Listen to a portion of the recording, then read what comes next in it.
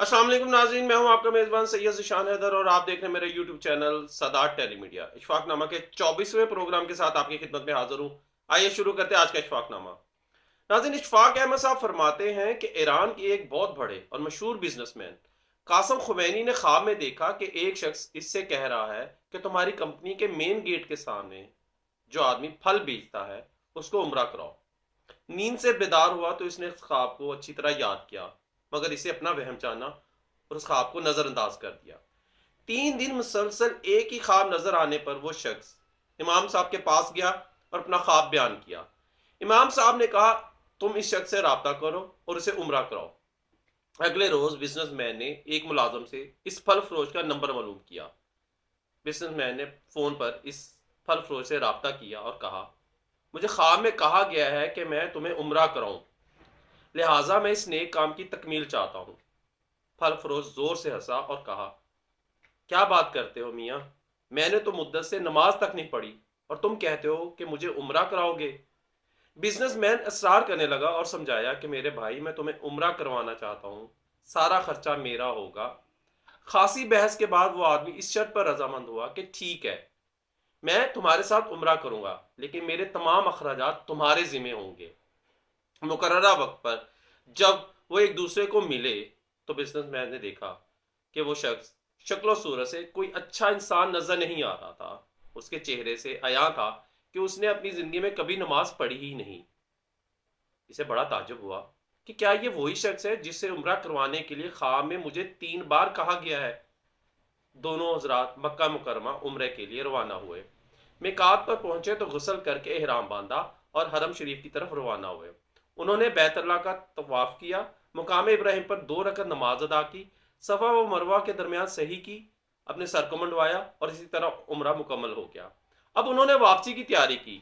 हरम से निकलने लगे तो फल फरोश बिजनेसमैन से मुखातब हुआ और कहने लगा, दोस्त, हरम छोड़ने से पहले मैं 2 रकत नमाज नफल अदा करना चाहता हूँ। क्या पता दोबारा जिंदगी साथ दे और उम्रे की तौफीक मिले या ना मिले।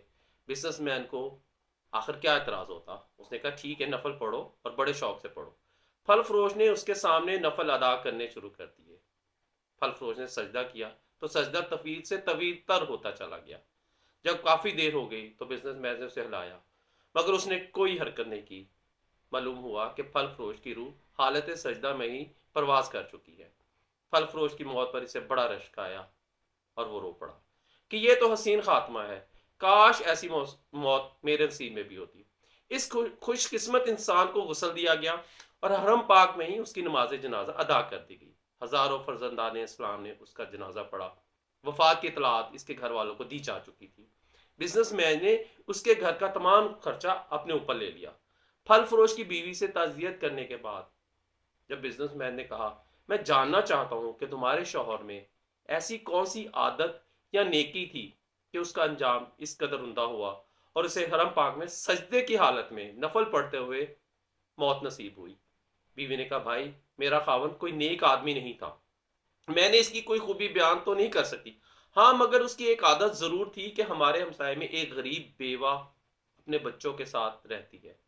मेरा शौहर रोजाना बाजार जाता और जो चीज अपने बच्चों के लिए खाने पीने के लिए लेकर आता, वो इस बेवा और यतीम बच्चों के लिए भी लेकर आता था और इसके दरवाजे पर आकर इसे आवाज देता, ए बहन, मैंने खाना बाहर रख दिया है, उसे उठा लो। ये बेवा औरत खाना उठाती और आसमान की तरफ जानब सर उठाकर कहती, ए अल्लाह, आज फिर उसने मेरे भूखे बच्चों को खाना खिलाया है। ए मेरे परवरदिगार, इसका खात्मा ईमान पर फरमा। ये बेवा औरत हर रोज उसके लिए दुआ किया करती थी, जिसे सुनकर मेरा शौहर मुस्कुरा देता है और मुझे तो कोई इसमें खास नेकी नहीं लगती थी। और कभी भी इस बात का तकबर या गरूज उसने नहीं किया कि मैं उनको खाना खिलाता हूँ। उसने इस बात का कभी भी इजहार नहीं किया या उसने कभी भी किसी से ये नहीं कहा। हत्ता कि बाज दफा मुझसे ये भी कह देता कि किसी ने इनके लिए मुझे दिया था, मैं तो बस इनको सिर्फ पहुंचाता हूँ, देने वाला कोई और जात है। इशफाक अहमद साहब फरमाते हैं कि जिंदगी तो जैसे तैसे बहरहाल गुजरनी ही है, गुजर ही जानी है, लेकिन जिस कदर मुमकिन हो लोगों की मदद किया करें। बेशक हम कमजोर लोग हैं, सारी दुनिया की मदद नहीं कर सकते, लेकिन किसी एक शख्स की, किसी एक बच्चे की जिंदगी संवारने की हामी भर ले। आप सिर्फ इस बात की नसीहत करें, अल्लाह पाक खुद ही रास्ता बनाते चले जाएंगे। अल्लाह ताला हमें हर तरह की बुराइयों से अपने हिफ्ज़ व ईमान में रखे और हमारा खात्मा भी ईमान पर फरमाए। एक बूढ़ा शख्स ट्रेन में सफ़र कर रहा था। इत्तेफाक से वो ट्रेन के डब्बे में अकेला ही था। कुछ देर बाद किसी स्कूल की 7-8 लड़कियां इस डब्बे में सवार हुईं। सब लड़कियां एक दूसरे से हंसी मजाक कर रही थी। एक लड़की ने कहा, चलो ट्रेन की जंजीर खींचते हैं। दूसरी लड़की ने कहा, यह बात बिल्कुल ठीक नहीं है, क्योंकि बोर्ड पर लिखा हुआ है 500 रुपए जुर्माना होगा और 6 माह की कैद होगी। तीसरी लड़की ने कहा, कोई बात नहीं, हम तादाद में काफी सारी लड़कियां हैं, अगर मिलकर चंदा भी जमा करें तो जुर्माने के पैसे हमसे जमा हो जाएंगे।